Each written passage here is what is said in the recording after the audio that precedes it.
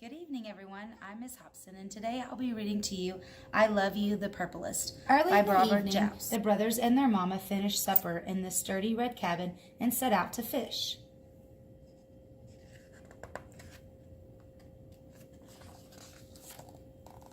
The lake slowed its thrashings to a soft, even beat. The mosquitoes dipped low to the water, and the water bugs skittered on top. The moon glowed on one side of the lake while the sun shimmered on the other. This was the time when fishing was the best. Max exploded from the cabin, twirling the shovel in front of him. Mama came next, and then Jillian. Jillian shut the cabin door tightly to keep it safe from burglars and bears. Jillian scooped the dirt to find the fattest worms. Max jumped on the shovel and flung dirt into the air until a tangle of worms filled his can. "Mama, who has the most worms?" he asked. Mama smiled.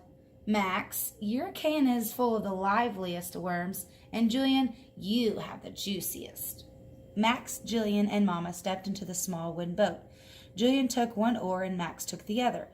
Jillian planted his blue boots wide and took deep, even strokes. Max braced his red boots against the ribs of the boat and stroked quickly through the water. The brothers' faces were hot and they gulped in the air. Jillian gasped, "Mama, who's the best rower?" Mama's eyes grew soft. "Why, Jillian, you took the deepest strokes, and Max, your strokes were fastest." The three fished until the stars sprinkled the sky and water turned dark as night. In the end, Mama caught one fish, Jillian caught one fish, and Max caught 3. "I'm the best fisherman!" cried Max. Hoisting his fish in the air, Jillian pushed his hat brim low to his face. 3 fish! What a bountiful fisherman you are," said Mama. "And Jillian, you're the cleverest. Your fish hid in the weeds, but you waited. When your bobber jerked in the water, you kept your pole high and you reeled in a fine, fat fish."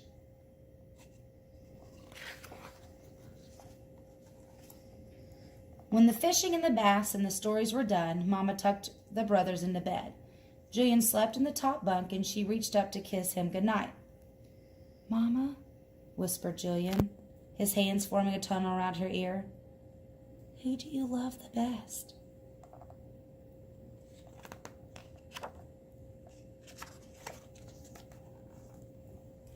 Mama thought for a minute and then she whispered, "Why, Jillian, I love you the bluest. I love the color of the dragonfly at the tip of its wings.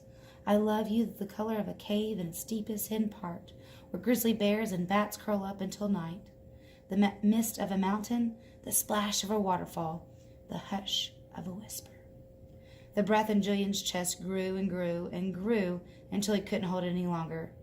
Then it came out in a long, velvety sigh. Mama crouched low in the bunk where Max slept. Max wriggled his fingers for Mama to come closer. He whispered, "Mama, who do you love the best?" "Why, Max, I love you the reddest. I love you the color of the sky before it blazes into night. I love you the color of a leopard's eyes when it prowls through the jungle, and the color of a campfire at the edge of the flame. A wide open hug, the swirl of a magic cape, the thunder of a loud shout." The smile on Max's face grew and grew until his cheeks couldn't hold it in. Then it came out in a big, thundering laugh.